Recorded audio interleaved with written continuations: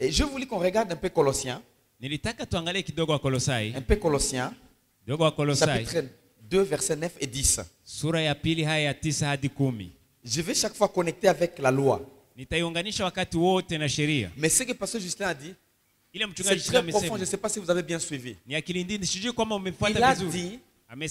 qu'il y a des choses qui se passaient dans l'Ancien Testament que nous commençons à vivre aujourd'hui, même dans nos églises.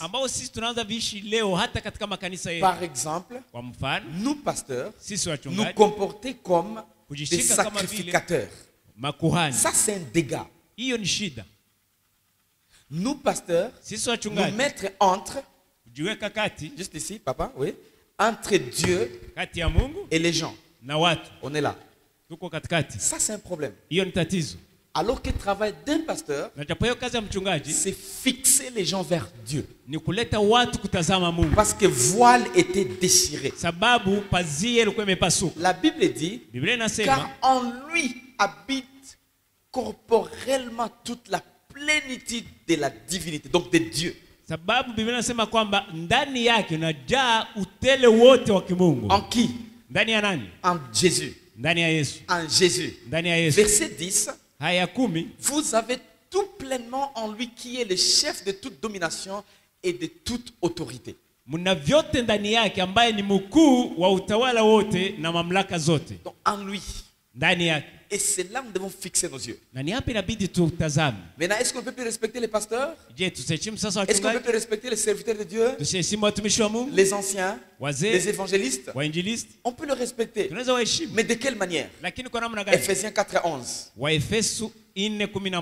Et 12. Regardez le travail qu'ils font. D'abord, ils ont été choisis. Dans ces 5 ministères là-bas. Et je ne crois pas que c'est tout. Si toutes les personnes qui servent sont vraiment dans ces 5 ministères. Parce que ça, ce n'est pas la position. Ça, c'est une onction. Parce qu'on peut penser qu'on a une position, mais on n'opère pas dans l'onction. On aura peut-être un temps où on va parler de l'onction, principalement l'onction, comment ça opère. Verset 12. La question que je me pose est la suivante. Est-ce qu'on ne doit pas respecter le pasteur? Parce que peut-être beaucoup d'entre nous nous disons, si je dis comme ça que moi je ne suis pas entre vous et Dieu, on va rabattre mon pouvoir.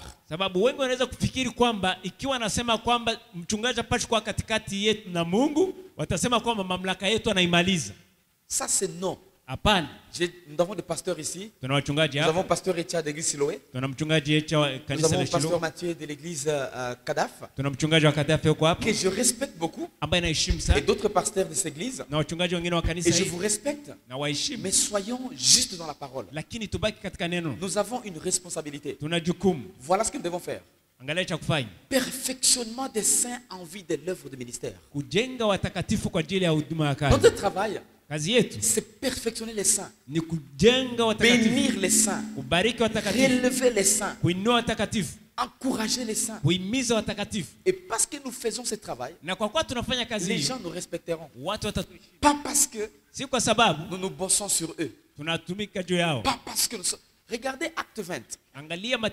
J'introduis seulement pour toucher les sacrificateurs de l'Ancien Testament par rapport à notre travail, nous, en tant que serviteurs. Acte 20, 28. Acte 20, 28. La Bible dit, prenez donc garde à vous-même. Ici, ça parle directement aux serviteurs de Dieu. Maman directrice et son adjointe et les autres. Qu'est-ce que nous faisons? Ça ne doit pas se centrer sur nous. Moi et frère Kidum, c'est fini. Vous autres, vous êtes inutiles. Nous avons le même Jésus, le même Saint-Esprit, la même grâce, la même croix, même privilège. Amen. Applaudissons pour le Seigneur. Gloire à Dieu. La différence que nous avons, c'est au niveau de l'onction, des appels, des responsabilités. C'est comme dans une même organisation. Vous tous, vous êtes engagés chez Save the Children. Vous avez un même boss. Mais lakini vous avez des responsabilités différentes. muna jukumu tofauti. C'est comme ça qu'il ne peut pas se lever le matin, même s'il est chef de projet. Ndiyo maana hawezi kusimama asubuhi na kusema hata Je kama te ni chasse. na kufukuza. Non. Hapana. Si vous allez à l'échelon supérieur, Kama unaenda kwa kiwango cha juu, il sera aussi interpellé. na yeye pia ataitwa na Pour qu'on lui pose la kuuliza question, qu'est-ce qui ne marche pas? kuuliza kwa nini haendeki. Pourquoi? Kwa Parce sababu que nous avons un même patron. sababu tuna kiongozi mmoja. C'est comme dans une même maison. Ni kama vile katika Il y nyumba a les moja. grands frères, les petits frères, les cadets et les autres. Kuna mkubwa, kuna wa kufuata na kuna ule wa mwisho na Maintenant, wengine. les aînés Sasa wale ont wakubwa des responsabilités wana jukumu sur les autres. juu ya wengine, Mais ce ne sont pas ses parents. lakini hawako wazazi wao. Non. Hapana. Amen. Amina. Amen. Amina. Nous devons faire très attention Tufanye hangi quand nous regardons le côté service wakati tunaangalia ngambo ya kazi. comparativement à l'Ancien Testament. Ukiangalia sawa sawa na agano la kale. Nous ne devons pas opérer comme ça. Hapana kutumika hivyo hivyo kama agano la Ça kale. casse le royaume de Dieu. Ninavunja Ça ufalme wa Mungu. décourage la croissance. Inazuia Et watu koma. beaucoup de gens n'aiment pas même s'impliquer dans les choses de Dieu parce que ça ne reflète pas même le respect. Na wengi hawataki kuingia katika kazi ya Bwana sababu haileti hata heshima. Un jour, j'étais quelque part. Siku moja nilikuwa Et fasi un fulani pasteur a commencé à prêcher. na mchungaji mmoja akaanza Je kuhubiri. suis votre père, moi. Niko baba yenu nyie. Comment tu peux porter la veste que moi je n'ai même pas? Namna gani mko mnavala Vous makoti? tous devez acheter des vestes moins chères que la mienne. Lazima muuze ya bei Je chini suis zaidi votre ya- père, moi. Niko baba yenu. Comment tu peux dire ça? Namna naweza kusema hiyo? Comment tu peux dire ça? Namna naweza Ce kusema n'est hiyo? pas parce que tu es pasteur Si kwa sababu wewe ni mchungaji que tu es plus grand que les autres. ndio uko zaidi ya watu wote. Ce n'est pas parce que tu es pasteur Si kwa sababu wewe ni que tu es mchungaji le plus éduqué que les autres. kwamba una elimu zaidi ya Ce n'est wengine. pas parce que tu es pasteur Si kwa sababu wewe ni que tu as trop mchungaji voyagé que les autres. kwamba umesafiri kushinda Ce n'est wengine. pas parce que tu es pasteur Si kwa sababu wewe ni que tu es mchungaji plus intelligent que les autres. kwamba una akili zaidi ya Ce n'est wengine. pas parce que tu es pasteur Si kwa sababu wewe ni mchungaji et tout, je peux ajouter, tu as plus d'enfants. una watoto wengi zaidi ya wengine. Tu peux être pasteur avec un enfant, l'autre n'est pas pasteur avec 20 enfants. Unaweza kuwa uko mchungaji na mtoto mmoja na mwingine yuko mchungaji na watoto 20. Qui est plus responsable? Nani mwenyewe ana jukumu kubwa sasa? Alors, et tu es là. Je suis votre père, moi. Hapa niko Quel baba est- yenu. Moi, je connais des pasteurs, Mimi najua des wachungaji célibats. ambao hawajao. Et l'église est pleine de mariés et de responsables. Na kanisa linajaa walio. Je suis votre père, moi. Mimi niko baba yenu. Et ça fait mal. Inaumiza. Ça fait mal. Et Inaumiza. c'est comme ça que nous ne devons pas copier l'Ancien Testament Ndio maana hatupashi kuangalia katika dans les agano la kale sacerdoces. kwa wakati wa Nous ukuhani. avons de responsabilités. Tuna jukumu Et zetu c'est la seule différence. na ndio Ici, Paul va parler aux pasteurs, les anciens, les évangélistes de l'église d'Éphèse. hapa Paulo alikuwa anaongea akisema na wachungaji na wainjilisti na wazee wa kanisa la Efeso. Il dit, gardez-vous. Akasema jiangalieni. Vous savez le problème que nous avons, Unajua tatizo tunayo nous pasteurs, sisi wachungaji. c'est quelque chose d'incarné. Chaque être humain peut en avoir. Kila binadamu anaweza kuwa nayo. Plus vous grandissez Wakati unakomaa en âge, kwa miaka, en influence, katika kushawishi, en finance, katika en uchumi différentes choses, na baadhi ya vitu, en boulot, en promotion, katika kazi na il y kuinuliwa, a quelque chose d'inné qui vient. kuna kitu ya utu ambacho kinakuja Et c'est alimenté par l'âme. na inaletwa zaidi na kuzaliwa na nafsi. Cette chose s'appelle le moi. Hiyo inaitwa umimi. Le moi. Umimi. Ego. Il y Umimi. a quelqu'un ici. Kuna mtu hapa. Si seulement il y a l'ordonnance qui vient de Kinshasa, désormais tu es gouverneur par exemple. Kama leo tu anasema tangia Au leo burgomestre. ni liwali au burgomestre. Même bourgmestre, même chef de quartier. Hata chef de Il y a quartier. quelqu'un qui est là. Mtu yuko hapa. Directement, il va changer la façon de voir les choses. Mara moja anabadilisha namna ya kuona vitu. Parce qu'il y a quelque chose d'inné. Sababu kuna kitu ambacho Et c'est ça ce que kizalikio. Paul dit, gardez-vous. Na niyo Paulo anasema fanyeni hangi. Amen. Amen. Nous devons nous garder. Tujichunge. Dites au voisin, gardons-nous, gardons-nous, Gardons-nous, gardons-nous, gardons-nous, gardons-nous, gardons-nous. gardons-nous. Gardons-nous. Tujichunge. Tu vois, il y a des gens, Unajua kuna watu tu sers le Seigneur, natumikia tu n'as Bwana, pas assez de moyens. hauna uwezo, Demain, tu tombes dans le moyen. kesho unapata vitu. Même ta façon de servir va changer. Hata namna ya kutumika inabadilika. Des fois, tu étais des fois à genoux en train de prier. Mara ulikuwa unapiga magoti uko Mais naomba. maintenant, Lakini sasa Seigneur, tu connais que Bwana unajua ce n'est pas être à genoux qui t'adore. haiko kupiga magoti ndio C'est kukuabudu. mon cœur qui t'adore, Ni Seigneur. moyo wangu ndio C'est nakuabudu. parce que Si kwa- sa si vie kwa- a changé maisha yake tellement yamebadilika qu'il n'est plus humble comme il était avant. mpaka iko tena mnyenyekevu kama vile ilikuwa mbele. Gardons-nous. Tujichunge, Très attention. tufanye hangi. Ça nous aide Hii à ne pas inatusaidia être comme les gens de l'Ancien Testament. kutokuwa kama vile watu wa agano Les la kale, sacrificateurs. makuhani. La Bible dit que gardez-vous. Biblia inasema kwamba Et mjiazari alors, tous les troupeaux aussi que le Saint-Esprit vous a établi comme évêque. na kundi lote ambao Roho Mtakatifu amewafanya kuwa ni kama mabishop. Laisse-moi vous dire, Acha niwaambie, l'Église reflète son pasteur. kanisa linaonekanaka sawasawa na mchungaji wake. l'église, quand les gens arrivent dans une église comme ça, vous voyez les gens. C'est comme ça que les pasteurs se trouvent. Maintenant, il y aura des exceptions. Selon leur comportement, selon leur façon d'être. Mais ils seront rares. La grande masse va refléter. Et c'est là où, pour garder ce troupeau, nous devons nous garder. Tu ne peux pas garder les gens et toi tu ne te gardes pas. Pour que nous puissions éviter, tu vois, d'être des gens qui vont conseiller les couples et nous sommes célibataires. La Bible dit quoi? Pour paître l'église du Seigneur, paître, nourrir, ce n'est pas juger, ce n'est pas fouetter. Non, je vais aller dans l'Ancien Testament pour connecter un peu. Mais dans le Nouveau Testament, vous voyez responsabilité des responsables. Ce n'est pas fouetter, ce n'est pas tabasser, ce n'est pas être boss sur les gens. Non, paître, nourrir, manger, encourager, essayer de vivre là où ils vivent, essayer de comprendre les problèmes qui les ont arrivés pour que tu puisses les aider à quitter dans ces problèmes-là. Ça, c'est la responsabilité. Et c'est à cause de ça que nous serons honorés. Amen. Amen. Ce n'est pas comme l'Ancien Testament. Et on va y arriver. La Bible dit que l'église de Dieu, Jésus s'est acquise par son sang. Ce n'est pas le sang de l'apôtre. Ce n'est pas le sang du pasteur. Ce n'est pas le sang de l'évangéliste. Ce n'est pas le sang des anciens. Ce n'est pas le sang de Mama Biongozi. Non. Ce n'est pas le sang des responsables de la jeunesse. Ce n'est pas le sang des protocoles. Ce n'est pas le sang de tout le monde que vous connaissez. Qui encore? Des dramatimes. C'est le sang de Jésus. C'est comme ça que quand tu viens ici devant, essaie d'être humble en comprenant que c'est une grâce, c'est une faveur. Amen. C'est une faveur. Des fois, il y a des gens qui vont devant et qui pensent qu'ils sont dignes. Même leur façon de parler, ils sont dignes. C'est un endroit où nous devons y aller avec tremblement. C'est par honneur. Amen. Je vous montre comment servir dans le Nouveau Testament en comparaison avec les sacrificateurs de l'Ancien Testament. Et là, tu vas au verset 35. Juste connecté avec ce verset-là. Dans l'Ancien Testament, les sacrificateurs ne donnaient pas. Pourquoi?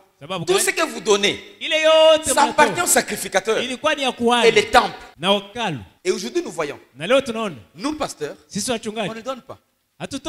C'est comme ça que beaucoup d'entre nous sont tellement pauvres. Et ils se plaignent. Parce que tu vois les jeunes gens, quand ils voient le ministère, ils voient les services, ils se disent waouh. Et quand vous voyagez, vous arrivez à Kampala, vous écoutez à propos de Robert Kayanja. Vous allez au Nigeria, vous écoutez Davido Yedepo. Vous venez au Ghana, vous écoutez à Dagger Mills. Vous allez en Afrique du Sud, vous écoutez qui? Oyakilome. Wow.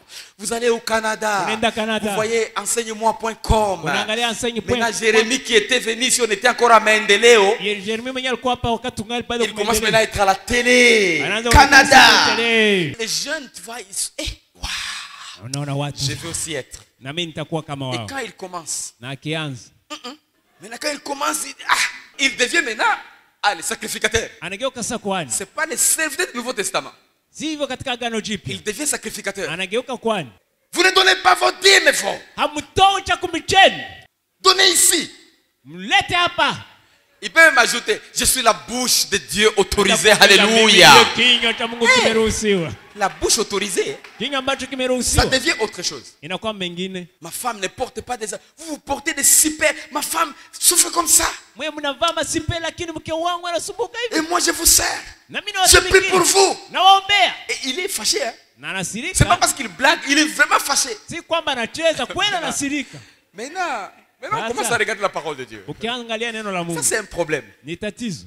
Paul dit, celui qui a fait naître ces églises ici, il a compris que ce n'était pas par son sang, bien qu'il a fait naître ces églises. Je vous ai montré de toute manière.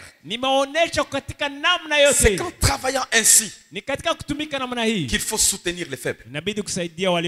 Question. Est-ce que nous, pasteurs, nous mettons au travail? Est-ce que nous, maman, nous mettons au travail? Est-ce que nous, la jeunesse, nous mettons au travail? Voilà pourquoi ici on évite les gens qui ne sont pas au boulot de prendre des responsabilités à un certain niveau. Vous savez pourquoi? Parce qu'ils ne vont pas opérer dans la parole de Dieu. Ils vont manipuler les gens là-bas, les gens là-bas, les gens là-bas, les gens là-bas. Que ce soit la jeunesse, protocole, et tout le monde a suivi, tout le monde là-bas.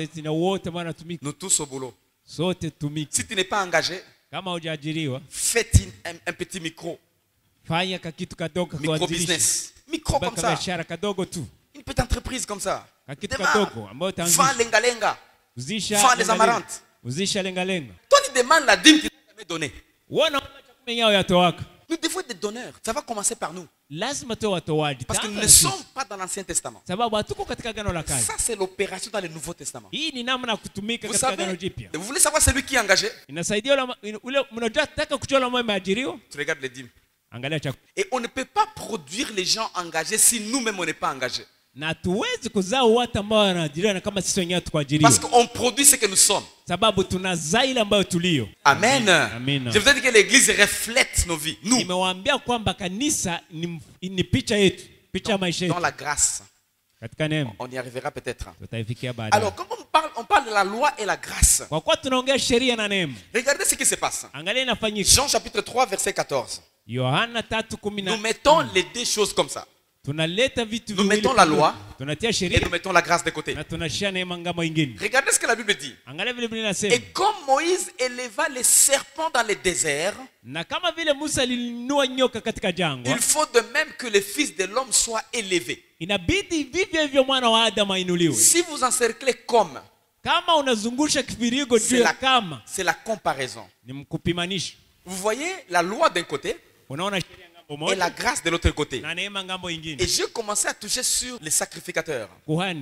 D'abord, il faut savoir aussi que la loi était l'ombre des choses à venir. Ce qui est à venir, c'était Christ. Amen. Donc tout ce qu'on a vu, tu sais, des fois, moi je suis étonné de voir un prédicateur prendre un verset de l'Ancien Testament. Ce qui est bien parce que la Bible est une et unique. Alors, il va commencer à parler de ces versets, mais dans le contexte de l'Ancien Testament, sans toutefois connecter avec le contexte de la Nouvelle Alliance, qui est Église. Souvenez-vous, nous avons dispensation. Ce n'est pas de la même façon dont nous prêchons aujourd'hui que ça devait se faire dans les années d'Éden. Nous prêchons Jésus. Dans Éden, on prêchait, il ne faut pas manger les fruits. Amen. Dans la conscience, on prêchait. Un bon prédicateur doit savoir prendre les choses dans son temps. Pendant l'époque de Noé, si on t'envoie toi pour aller prêcher, tu ne vas pas prêcher Jésus, ni prêcher il ne faut pas manger les fruits. Non, on doit prêcher quoi? Entrer. Il ne faut pas prêcher différemment de la période que Dieu t'a donnée. Dans les gouvernements humains, il ne fallait pas faire partie des gens qui sont contre Dieu pour construire cet hôtel-là.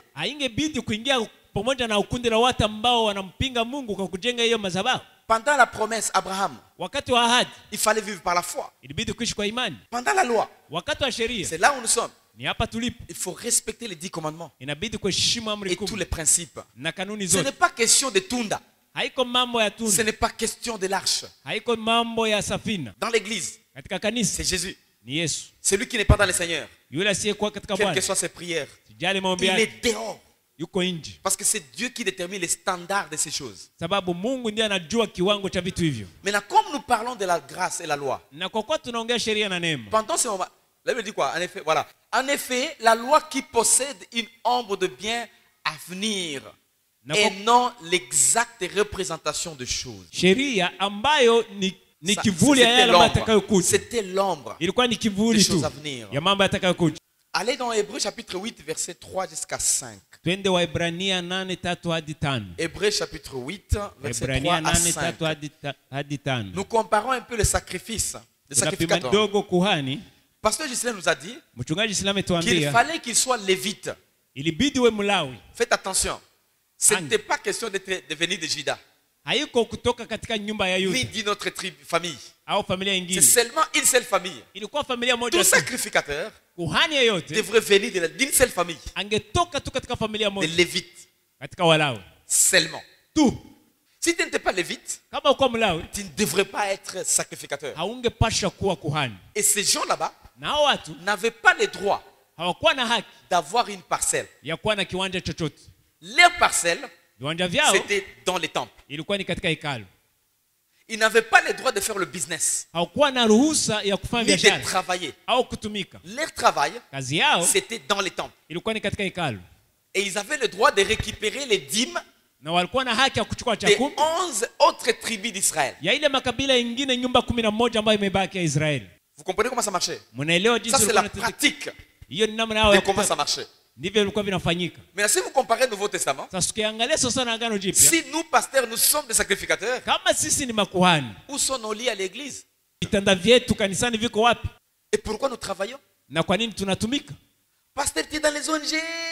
Tu travailles avec l'État. Tu voyages à tout temps. Non, tu n'es pas sacrificateur.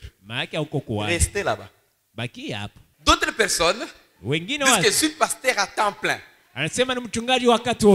Ça, c'est un terme qui est utilisé abusivement. Être à temps plein, ce n'est pas égal à être à plein temps. Bon, ça c'est compliqué alors. Être à temps plein, ce n'est pas égal à plein temps. Alors, tu vois, si je suis pasteur, je travaille à temps plein. Ma mentalité, ma façon de faire, même si je suis dans un travail quelque part, je continue à faire le travail pastoral et d'évangélisation. Être à temps plein, ce n'est pas rester à l'église. Pas nécessairement. Maintenant, il y a beaucoup de gens, à cause de l'ignorance, et d'autres, parce qu'ils n'ont pas été coachés convenablement. Maintenant, après le boulot, je n'ai plus. Ou je n'ai pas. Je vois fumer, ça vient d'où? Fumer, ça vient d'où? Voilà. Je dois être sensible parce que ce sont les enfants qui sont ici. Je ne veux pas que les gens brillent ici. Merci beaucoup. En fait, après avoir raté dans le monde des affaires et le monde professionnel et des business, le Seigneur m'a appelé pour que je m'assomme dans le temps. Moi, j'habite chez vous. Et ça, c'est un problème. L'église a la compétence de relever les finances et payer leurs serviteurs. Juste quand il y a la bonne gestion. Hébreux chapitre 8, verset 3 à 5. Et Hébreux 6, 23 à 28. Maana kila kuhani mkuu huwekwa ili atoe vipawa na zabihu. Kwa hiyo lazima huyu naye awe na kitu cha kutoa. Kama angekuwa juu ya nchi asingekuwa kuhani. Maana wako watoao sadaka kama ingizavyo sheria, watumikiao mfano wa kivuli cha mambo ya mbinguni, kama Musa alivyoagizwa na Mungu alipokuwa tayari kulifanya ile hema, maana sema angalia ukavifanye vitu vyote kwa mfano ulioonyesha katika mlima. Tout souverain sacrificateur est établi pour présenter des offrandes et des sacrifices. Ancien Testament, offrandes et sacrifices des gens, c'est lui qui est amené devant Dieu. Katika Agano la Kale, sadaka na zabihu yeye ndiye alikopeleka yote mbele za Mungu. C'est-à-dire, les gens amenaient leurs biens watu walileta vitu vyao et déposaient à lui na kuiweka mbele yake pour qu'il présente à Dieu. Yeye ndio aipeleke kwa Ils ne Mungu. pouvaient pas aller devant Dieu d'eux-mêmes. Watu wenyewe hawakuwa na ruhusa kwenda mbele za Mungu. Dans le Nouveau Testament, katika Agano Jipya, Hébreux 6, Waebrania 6, 23-28, 23 hadi ce n'est 28. plus le cas. Sivyo tena. Notre Jésus Yesu wetu est le sacrificateur. yeye ni kuhani. Maintenant, on amène à lui. Tunapeleka kwake. Pasteur Alembe, ce n'est pas un sacrificateur. Mchungaji Alemba haiko kuhani. Je ne dis pas qu'on ne peut pas faire quelque chose. Sisemi kwamba ou qu'on ne peut pas lui donner. Hatuwezi kumpatia kitu. Mais l'objectif est différent. Lakini lengo ni tofauti. L'offrande, sadaka, les sacrifices dans le Nouveau Testament zabihu katika Agano Jipya doivent élargir, bénir le royaume de Dieu. Lazima ipanue na kubariki ufalme wa Mungu. Ce n'est pas comme l'Ancien Testament. Haiko kama vile katika Agano la Kale. Où il y a une personne au kuna mtu mmoja qui en avait. Ambaye alikuwa nayo. Ou une famille qui en avait. Au familia tu ambayo ilikuwa nayo. Parce qu'ils avaient ce droit. Sa walikuwa na ile haki. Si vous regardez la parole de Dieu, lakini ukiangalia neno la Mungu, les dîmes et les offrandes, chakumi na tous ces dons-là que nous faisons ile yote ambayo tunatoa n'appartiennent à personne. Haiko ya mtu. C'est pour le royaume. Ni kwa ajili ya parce que ça va directement à Jésus. Sababu inaelekea mara moja kwa Yesu. Comme le pasteur, na kama vile il est le gouverneur. Ndiye anaongoza. Il est le coordonnateur. Ndiye ambaye anaongoza yote. Des dons et différentes choses. Ya vile vyote ambavyo vinatolewa. Il peut diriger les dépenses. Anaweza kujua namna gani ataelekeza matumizi. Pas dans son ventre. Hapana katika tumbo lake. Là c'est dur, je sais. Mais je sais qu'il y aura beaucoup de ministères qui vont se relever ici. C'est la façon d'opérer dans le Nouveau Testament. Maintenant, cet argent va où? Est-ce que Jésus va manger ça? Non. Nous disons c'est l'élargissement du royaume. Ça peut construire. Ça peut encourager les pauvres. Ça peut encourager les gens qui se donnent plus et qui ont des problèmes. Et si ça va comme ça, comptabiliser quand même. Pour que tu arrives à la fin de l'année et que tu puisses dire, moi pasteur j'ai quand même mangé $20 ou 30. Des fois, tout maintenant c'est au pasteur. Excusez-moi. Ça crée beaucoup de problèmes dans beaucoup d'églises. Nouveau et Ancien Testament. Tout souverain sacrificateur est établi pour présenter des offrandes. Nous sommes dans 6 maintenant. Hébreux 6, 23 à 28. Hébreux 6, 23 à 28. 7, pardon. 7. 23. De plus, il y a eu des sacrificateurs en grand nombre. Parce que la mort les empêchait d'être permanents. En grand nombre.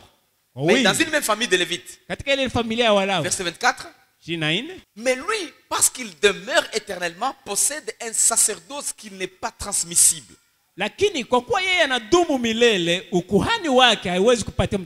Qui ça? Les pasteurs? C'est Jésus. Nous parlons de sacrificateur. 25. C'est aussi pour cela qu'il peut sauver, souligner parfaitement. Dans l'Ancien Testament, les sacrifices sauvaient les enfants d'Israël. Mais pas parfaitement. Ça les sauvait annuellement. Mais Jésus, par son sacrifice, il peut sauver parfaitement. Amen. Étant toujours vivant pour intercéder en leur faveur. Verset 26. Il nous convenait en effet d'avoir un souverain sacrificateur comme lui. Nous comparons les sacerdoces. Et nous regardons là-bas. Il est saint, il est innocent, il est sans tache. Plus élevé que les cieux. Les sacrificateurs qu'on avait dans l'Ancien Testament,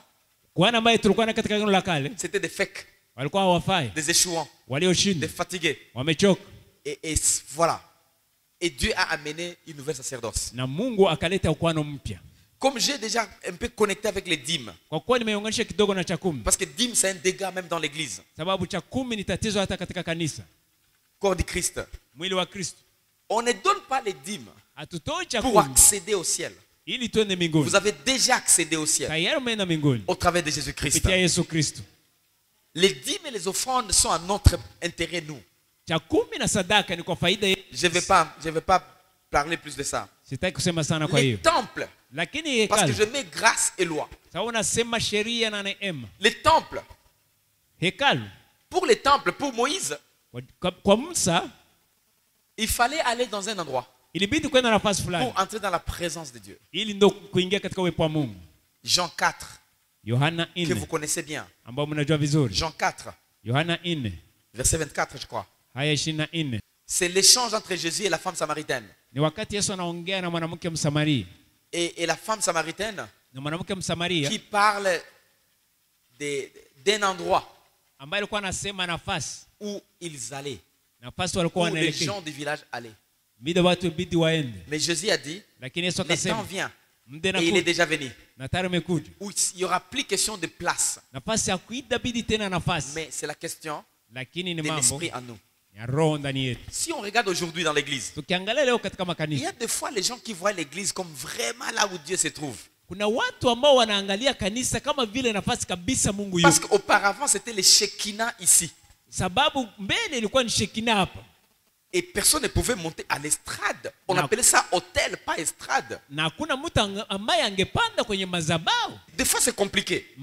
Parce que dans l'Ancien Testament, c'était l'hôtel, la présence de là où le Shekinah de Dieu. Ça restait ici la présence de Dieu. C'était la nuée d'ailleurs. Mais dans le Nouveau Testament, cette nuée est sortie. Était déposée en nous. Amen. Ça c'est 1 Corinthiens 3:16, vous connaissez bien. Vous êtes les temples du Saint-Esprit. Mais je ne dis pas qu'on doit salir ces coins. Parce que nous essayons d'y travailler. Mais ici il n'y a pas la présence de Dieu. Dieu est là. Par. Dans les Actes des Apôtres, on disait que Dieu est resté à Éphèse. À Galate. Dieu il est partout. C'est comme ça que Paul va saluer les gens. Salut cette église qui prie dans la maison. C'était à Rome et dans différents coins. Ça c'est un problème. Donc la pensée de la présence de Dieu a beaucoup récupéré même l'église récente. Nous transportons Dieu. C'est comme ça que dans quelques églises vous allez avant d'y entrer.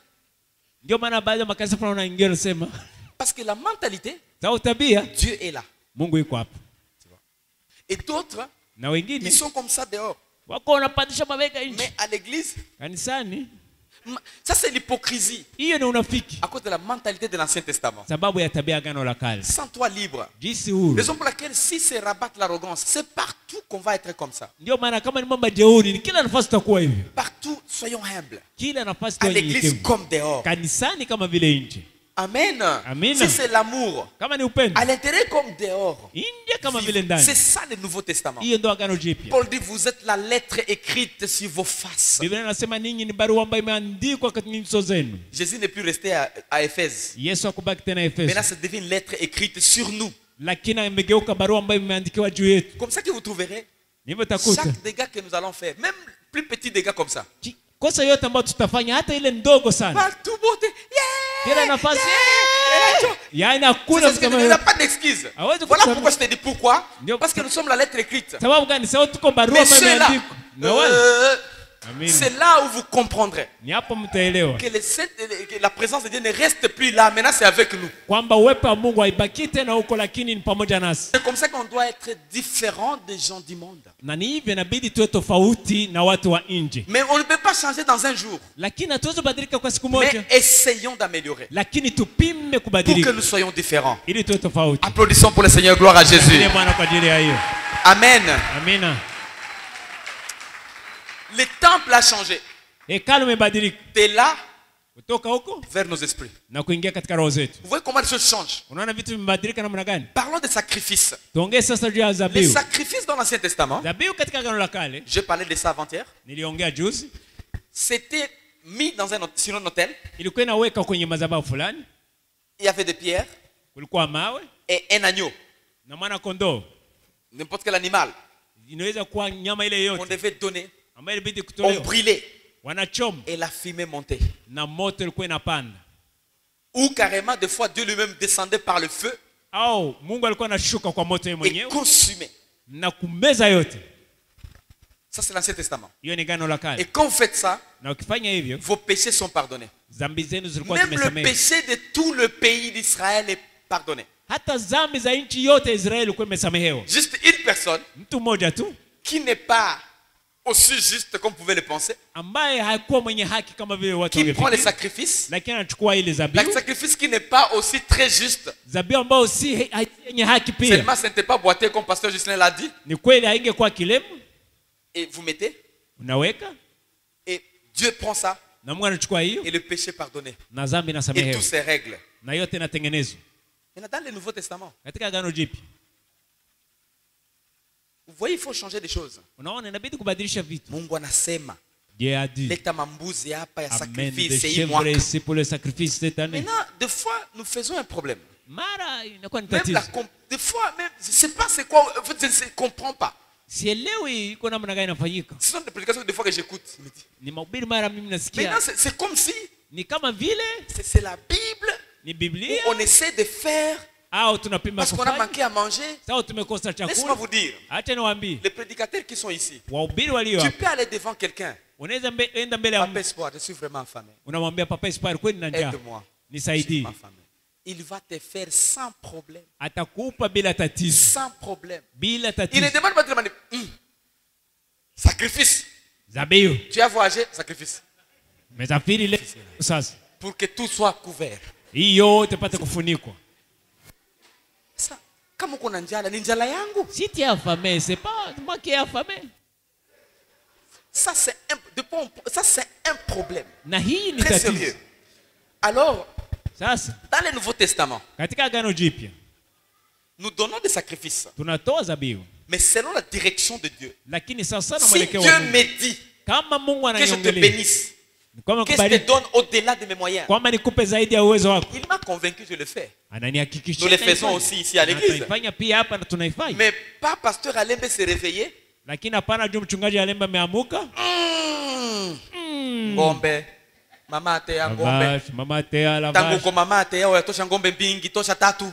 Ndio sacrifice yako hii. Votre sacrifice. Et si elle va fuir l'église, elle aura raison. Na kama atakimbia kanisa ana haki. Laissez-moi vous dire. Acha niwaambie. Jésus est partout. Yesu uko kila nafasi. Allô?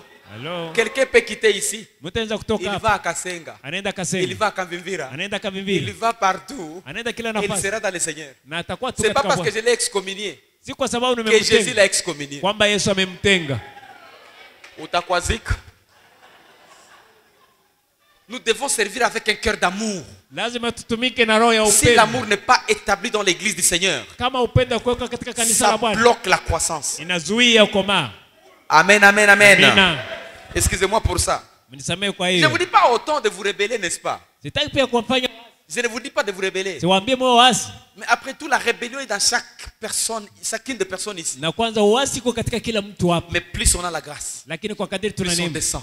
ndivyo Plus on tunashuka. descend. Ndivyo Plus tunashuka. on comprend Na ndivyo que ce tunaelewa n'est pas à cause de nous, kwamba si kwa ajili c'est à yetu, cause de lui. lakini kwa ajili yake. Amen. Amen. Maintenant dans le Nouveau Testament, Katika Agano Jipya, Jésus, Yesu, l'agneau immolé. mwana kondoo La Bible aliyetolewa. dit Biblia dans inasema Jacques 15, katika Yohana Jean 15, 15, j'ai donné ma vie nimetoa uzima wangu et je vais la récupérer. na J'ai nitairudia. donné ma propre vie. Nimetoa uzima wangu. C'est fort. Unaona ni nguvu. Quelqu'un qui dit je donne ma vie. Mtu anasema kwamba nimetoa uzima wangu.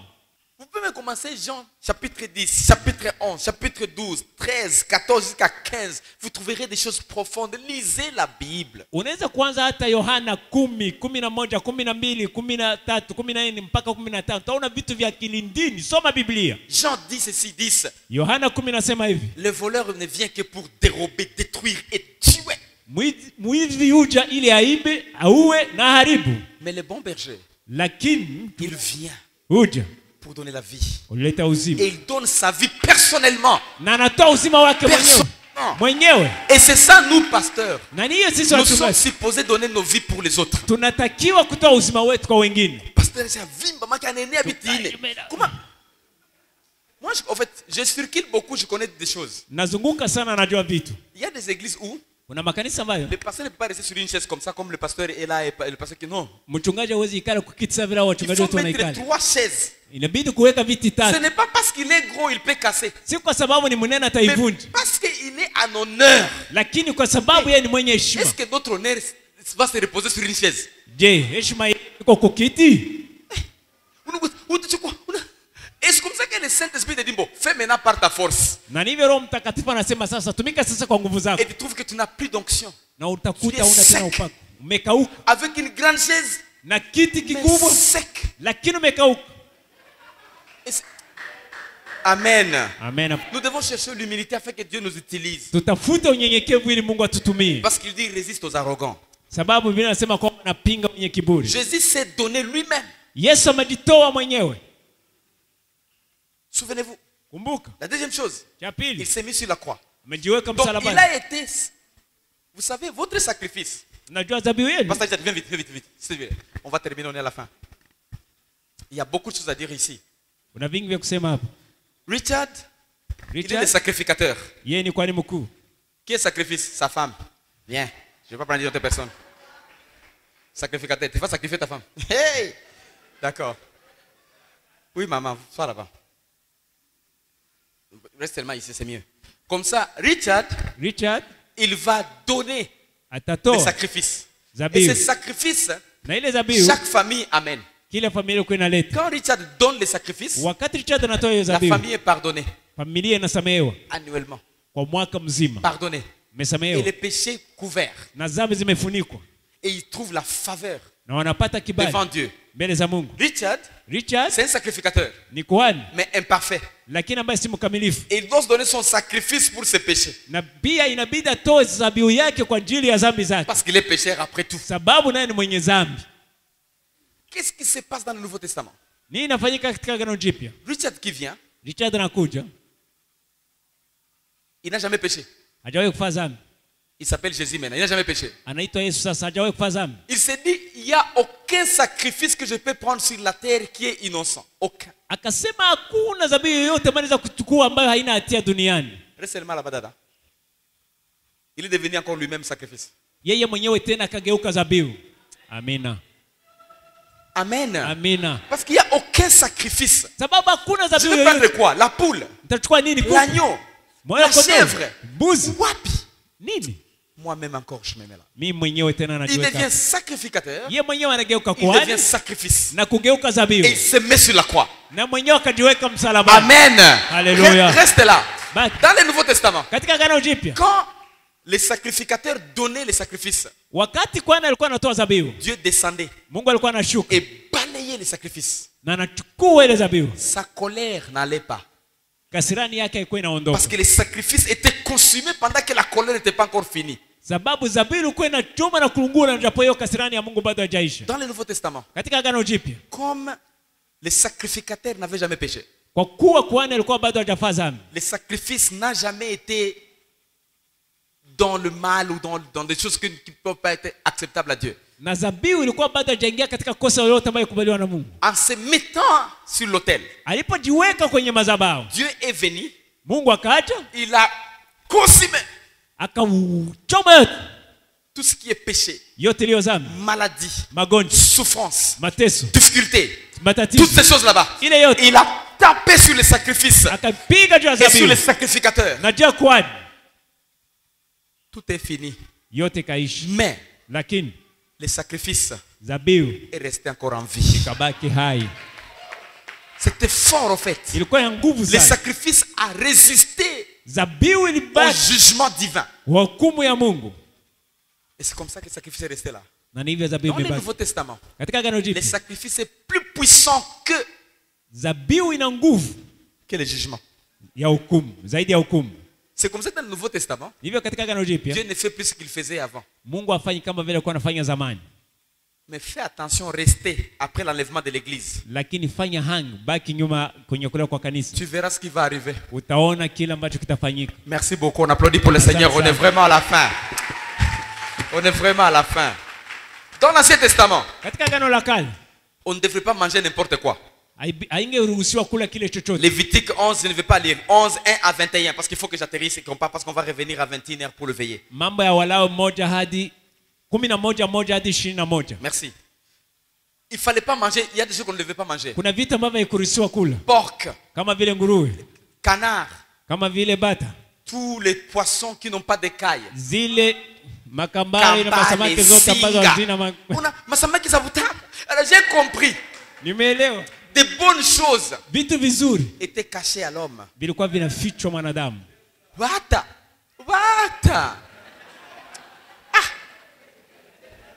Na kalangiwa mzuri yope kuna toa mafuta. Dis. Franchement. 1 Corinthiens 10, 23 à 32. Ça veut dire que personne n'était juge sur le boire et le manger. Manger par la grâce de Dieu. Amen. Tu vois, il y a des églises là-bas. Vous ne pouvez pas manger porc. Alors que c'est goûtant. On appelle ça Bukavu Bitogondo. Vous n'avez jamais été à Bukavu, vous ne connaissez pas ce terme. En fait, il y a différentes choses. En fait. Là, dans le Nouveau Testament, nous sommes libres. Amen. Au manger et au boire. Maintenant, faisons attention. Il ne faut pas que nous puissions devenir pierre d'achoppement pour les autres. Si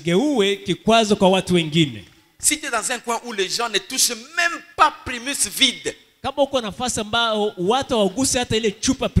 à Uvira. Là, vous savez, non, les Suédois ont pris la place. Et il y a même la façon de parler.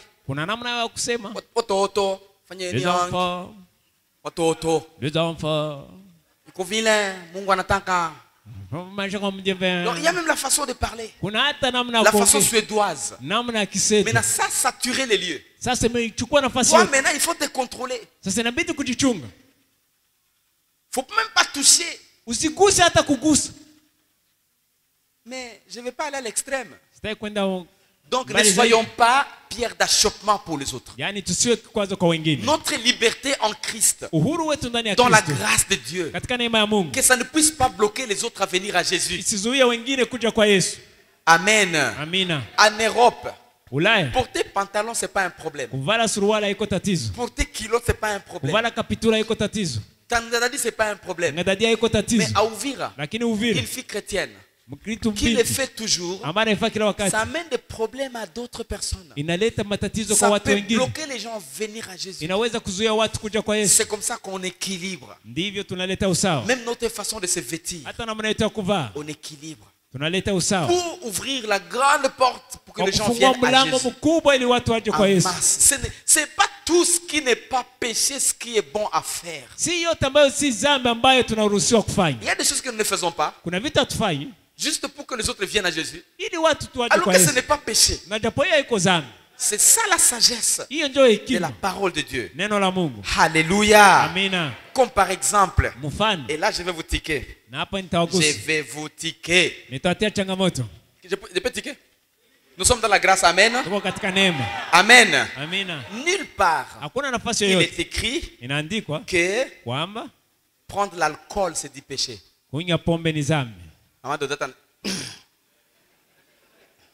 Nulle part. Mais la Bible dit, vous ne devez pas vous enivrer. C'est du péché. Pourquoi je l'ai dit? Il faut chercher l'équilibre. Pourquoi je l'ai dit? Vous ne devez pas aimer Dieu ou obéir à Dieu par la peur. Ça c'est l'Ancien Testament. Dans le Nouveau Testament, on obéit à Dieu parce qu'on l'aime. Pas par la peur. Parce qu'on a l'assurance du salut. Mais sachez une chose. Le Seigneur revient. Et quand il va revenir, il te trouve dans les histoires. Il me trouve dans les histoires. Quelles que soient mes prédications, on va se rencontrer là en bas. L'église va être équipée dans les airs. Et ce sont ceux gens qui étaient saints et qui ont continué à laver leurs habits. C'est comme ça que quand nous faisons des dégâts, faisons-les en état sensible que Jésus revient. Et quand il te rencontre entre deux, tu peux ajouter ce que tu veux.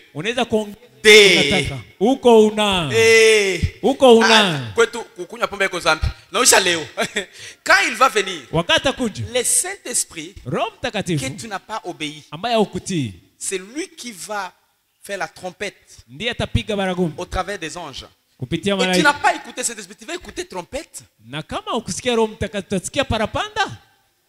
Et c'est comme ça que nous, dans la grâce, nous devons continuer dans la repentance. Seigneur, pardon, en grandissant et en quittant les choses qui ne sont pas bonnes. Je termine par excommunication. Dans l'Ancien Testament, celui qui faisait le mal dans les temples devait être excommunié. Il ne fallait même pas le saluer.